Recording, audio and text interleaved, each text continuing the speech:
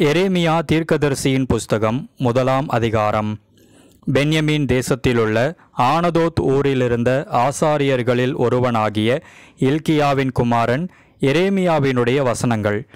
ஆமோனுடைய குமாரனாகிய யோசியா என்கிற யூதாவுடைய ராஜாவின் நாட்களில் அவன் அரசாண்ட 13ஆம் வருஷத்தில் இவனுக்கு கர்த்தருடைய வார்த்தை உண்டாயிற்று. அப்புறம் யோசியாவின் குமாரனாகிய யோயாக்கீம் என்கிற யூதாவுடைய ராஜாவின் நாட்களிலும் யோசியாவின் குமாரனாகிய சிதேக்கியா என்கிற யூதாவுடைய ராஜாவின் 11ஆம் வருஷத்து முடிவு மட்டாகவும் எருசலேம் ஊரார் 5ஆம் மாதத்தில் சிறைப்பட்டு போகும் வரைக்கும் கர்த்தருடைய வார்த்தை அவனுக்கு உண்டாயிற்று. கர்த்தருடைய வார்த்தை எனக்கு உண்டாகி அவர், நான் உன்னை தாயின் வயிற்றில் உருவாக்கும் முன்னே உன்னை அறிந்தேன். நீ கர்ப்பத்திலிருந்து வெளிப்படும் முன்னே நான் உன்னை பரிசுத்தம் பண்ணி உன்னை ஜாதிகளுக்கு தீர்க்கதரிசியாக கட்டளையிட்டேன் என்று சொன்னார். அப்பொழுது நான், கர்த்தராகிய ஆண்டவரே, இதோ நான் பேச அறியேன், சிறு பிள்ளையாயிருக்கிறேன் என்றேன். ஆனாலும் கர்த்தர், நான் சிறு பிள்ளை என்று நீ சொல்லாதே. நான் உன்னை அனுப்புகிற எல்லாரிடத்திலும் நீ போய் நான் உனக்கு கட்டளையிடுகிறவைகளை எல்லாம் நீ பேசுவாயாக. நீ அவர்களுக்கு பயப்பட வேண்டாம். உன்னை காக்கும்படிக்கு நான் உன்னுடனே இருக்கிறேன் என்று கர்த்தர் சொல்லி, கர்த்தர் தமது கரத்தை நீட்டி என் வாயை தொட்டு, இதோ என் வார்த்தைகளை உன் வாயிலே வைக்கிறேன். பார், பிடுங்கவும் இடிக்கவும் அழிக்கவும் கவிழ்க்கவும் கட்டவும் நாட்டவும் உன்னை நான் இன்றைய தினம் ஜாதிகளின் மேலும் ராஜ்யங்களின் மேலும் ஏற்படுத்தினேன் என்று கர்த்தர் என்னுடனே சொன்னார். பின்னும் கர்த்தருடைய வார்த்தை எனக்கு உண்டாகி அவர், எரேமியாவே, நீ என்னத்தை காண்கிறாய் என்று கேட்டார். வாதுமை மரத்தின் கிளையை காண்கிறேன் என்றேன். அப்பொழுது கர்த்தர், நீ கண்டது சரியே, என் வார்த்தையை தீவிரமாய் நிறைவேற்றுவேன் என்றார். கர்த்தருடைய வார்த்தை 2ஆம் தரம் எனக்கு உண்டாகி அவர், நீ காண்கிறது என்ன என்று கேட்டார். பொங்குகிற பானையை காண்கிறேன், அதன் வாய் வடக்கே இருந்து நோக்குகிறது என்றேன். அப்பொழுது கர்த்தர் என்னை நோக்கி, வடக்கே இருந்து தீங்கு தேசத்தினுடைய குடிகள் எல்லார் மேலும் வரும். இதோ நான் வடதிசை ராஜ்யங்களின் வம்சங்களை எல்லாம் கூப்பிடுவேன் என்று கர்த்தர் சொல்லுகிறார். அவர்கள் வந்து அவனவன் தன் தன் சிங்காசனத்தை எருசலேமின் ஒளிமுக வாசல்களுக்கும் அதன் சுற்று மதில்கள் எல்லாவற்றிற்கும் விரோதமாகவும் யூதா தேசத்து எல்லா பட்டணங்களுக்கும் விரோதமாகவும் வைப்பார்கள். அவர்கள் என்னை விட்டு அந்நிய தேவர்களுக்கு தூபம் காட்டி தங்கள் கைகளின் கிரியையை பணிந்து கொண்ட அவர்களுடைய சகல தீமைகளின் நிமித்தமும் நான் என் நியாய தீர்ப்புகளை அவர்களுக்கு விரோதமாக கூறுவேன். ஆகையால் நீ உன் அறையை கட்டிக்கொண்டு நின்று நான் உனக்கு கட்டளையிடுகிறவைகளை எல்லாம் அவர்களுக்கு சொல். நான் உன்னை அவர்களுக்கு முன்பாக கலங்க பண்ணாதபடிக்கு நீ அவர்கள் முகத்துக்கு அஞ்சாதிரு. இதோ தேசம் அனைத்துக்கும் யூதாவின் ராஜாக்களுக்கும் அதன் பிரபுக்களுக்கும் அதன் ஆசாரியர்களுக்கும் தேசத்தின் ஜனங்களுக்கும் எதிராக நான் உன்னை இன்றைய தினம் அரணிப்பான பட்டணமும் இருப்பு தூணும் வெண்கல அலங்கமும் ஆக்கினேன். அவர்கள் உனக்கு விரோதமாக யுத்தம் பண்ணுவார்கள், ஆனாலும் உன்னை மேற்கொள்ள மாட்டார்கள். உன்னை இரட்சிக்கும்படிக்கு நான் உன்னுடனே இருக்கிறேன் என்று கர்த்தர் சொல்லுகிறார். எரேமியா தீர்க்கதரிசியின் புஸ்தகம் 2ஆம் அதிகாரம். கர்த்தருடைய வார்த்தை எனக்கு உண்டாகி அவர், நீ போய் எருசலேமின் செவிகள் கேட்கும்படி கூப்பிட்டு சொல்ல வேண்டியது என்னவென்றால், விதைக்கப்படாத தேசமாகிய வனாந்தரத்திலே நீ என்னை பின்பற்றி வந்த உன் இளவயதின் பக்தியையும் நீ வாழ்க்கைப்பட்ட போது உனக்கிருந்த நேசத்தையும் நினைத்திருக்கிறேன் என்று கர்த்தர் சொல்லுகிறார். இஸ்ரவேல் கர்த்தருக்கு பரிசுத்தமும் அவருடைய விளைவின் முதற் பலனுமாயிருந்தது. அதை பட்சித்த யாவரும் குற்றவாளிகளானார்கள். பொல்லாப்பு அவர்கள் மேல் வந்ததென்று கர்த்தர் சொல்லுகிறார். யாக்கோபின் குடும்பத்தாரே, இஸ்ரவேல் குடும்பத்தின் வம்சங்களே, நீங்கள் எல்லாரும் கர்த்தருடைய வார்த்தையை கேளுங்கள்.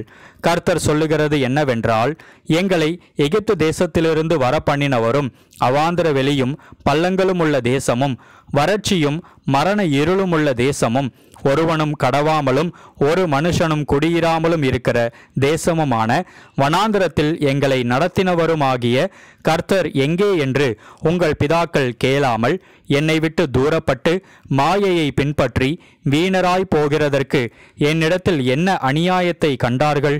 செழிப்பான தேசத்தின் கனியையும் நன்மையையும் சாப்பிடும்படிக்கு நான் உங்களை அவ்விடத்துக்கு அழைத்து கொண்டு வந்தேன். ஆனாலும் நீங்கள் அதற்குள் பிரவேசித்த போது என் தேசத்தை தீட்டுப்படுத்தி என் சுதந்திரத்தை அருவருப்பாக்கினீர்கள். கர்த்தர் எங்கே என்று ஆசாரியர்கள் சொல்லாமலும் வேதத்தை போதிக்கிறவர்கள் என்னை அறியாமலும் இருந்து மேய்ப்பர்கள் எனக்கு துரோகம் பண்ணினார்கள்.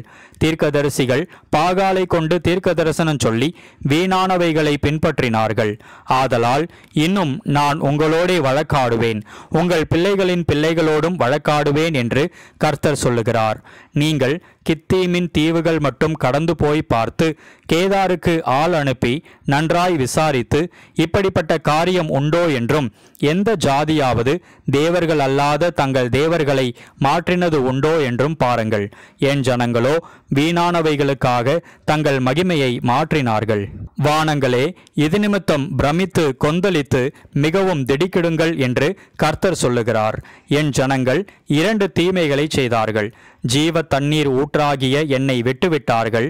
தண்ணீர் நிற்காத தொட்டிகளாகிய வெடிப்புள்ள தொட்டிகளை தங்களுக்கு வெட்டி கொண்டார்கள். இஸ்ரவேல் ஒரு வேலைக்காரனோ அவன் வீட்டில் பிறந்த அடிமையோ ஏன் கொள்ளையானான்? பாலசிங்கங்கள் அவன் மேல் கர்ஜித்து முழங்கி அவன் தேசத்தை பாழாக்கி விட்டன. அவன் பட்டணங்கள் குடியிராமல் சுட்டெரிக்கப்பட்டன. நோப், தகபானேஸ் என்னும் பட்டணங்களின் புத்திரரும் உன் உச்சந்தலையை நொறுக்கினார்கள். உன் தேவனாகிய கர்த்தர் உன்னை வழியிலே நடத்தி கொண்டு போகும் காலத்தில் நீ அவரை விட்டு போகிறதினால் அல்லவோ இதை உனக்கு நேரிட பண்ணினாய்.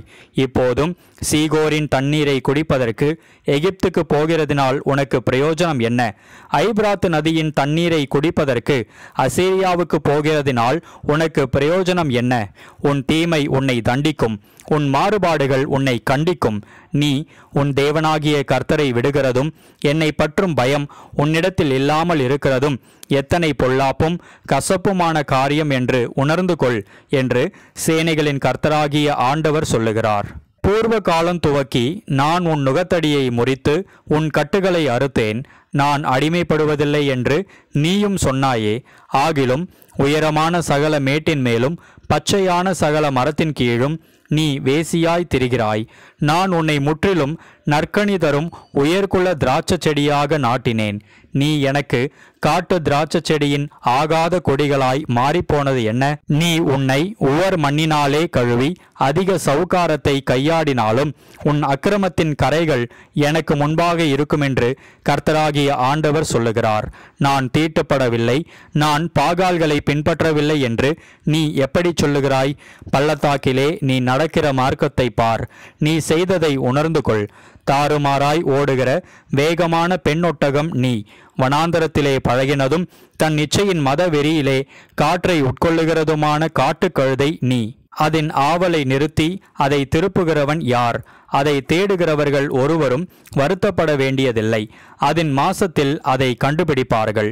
உன் கால் வெறுங்காலாகாதபடிக்கும் உன் தொண்டை வறட்சியடையாதபடிக்கும் அடக்கிக்கொள் என்றால் நீ அது கூடாத காரியம். நான் அப்படி செய்ய மாட்டேன். அந்நியரை நேசிக்கிறேன், அவர்கள் பிறகே போவேன் என்கிறாய். திருடன் அகப்படுகிற போது எப்படி வெட்கப்படுகிறானோ அப்படியே இஸ்ரவேல் வம்சத்தார் வெட்கப்படுவார்கள். கட்டையை பார்த்து நீ என் தகப்பன் என்றும் கல்லை பார்த்து நீ என்னை பெற்றாய் என்றும் சொல்லுகிற அவர்களும் அவர்கள் ராஜாக்களும் அவர்கள் பிரபுக்களும் அவர்கள் ஆசாரியர்களும் அவர்கள் தீர்க்கதரிசிகளும் வெட்கப்படுவார்கள். அவர்கள் தங்கள் முகத்தை அல்ல தங்கள் முதுகை எனக்கு காட்டினார்கள். தங்கள் ஆபத்து காலத்திலோ எழுந்து எங்களை இரட்சியும் என்கிறார்கள். நீ உனக்கு உண்டு பண்ணின தேவர்கள் எங்கே? உன் ஆபத்து காலத்தில் உன்னை இரட்சிக்க கூடுமானால் அவைகள் எழும்பட்டும். யூதாவே, உன் பட்டணங்களின் இலக்கமும் உன் தேவர்களின் இலக்கமும் சரி. என்னோடே நீங்கள் வழக்காடுவானேன்? நீங்கள் அனைவரும் எனக்கு விரோதமாய் துரோகம் பண்ணினீர்கள் என்று கர்த்தர் சொல்லுகிறார். நான் உங்கள் பிள்ளைகளை அடித்தது விருதா? சிட்சையை ஏற்றுக்கொள்ளாமற் போனார்கள். அழிக்கிற சிங்கத்தை போல உங்கள் பட்டயம் உங்கள் தீர்க்கதரிசிகளை பட்சித்தது. சந்ததியாரே, நீங்கள் கர்த்தருடைய வார்த்தையை சிந்தித்து பாருங்கள். நான் இஸ்ரவேலுக்கு வனாந்தரமும் காரிருளான பூமியுமாக இருந்தேனோ?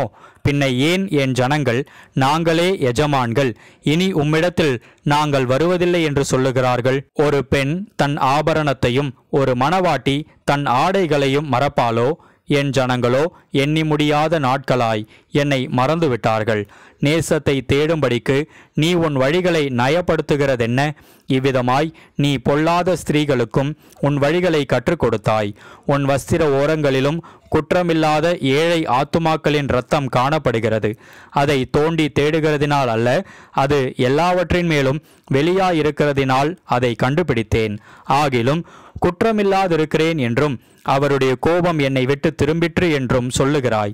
இதோ நான் பாவம் செய்யவில்லை என்று நீ சொல்லுகிறது நிமித்தம் நான் உன்னோடே வழக்காடுவேன். நீ உன் வழியை மாற்றி மாற்றி இவ்வளவாய் விலகி போகிறது என்ன? நீ அசீரியாவினால் வெட்கி போனது போல எகிப்தினாலும் வெட்கி போவாய். நீ உன் கைகளை உன் தலையின் மேல் வைத்துக்கொண்டு இவ்விடத்திலிருந்து புறப்பட்டு போவாய். ஏனெனில் உன் நம்பிக்கைகளை கர்த்தர் வெறுத்திருக்கிறார். அவைகளால் உனக்கு காரியம் வாய்க்காது.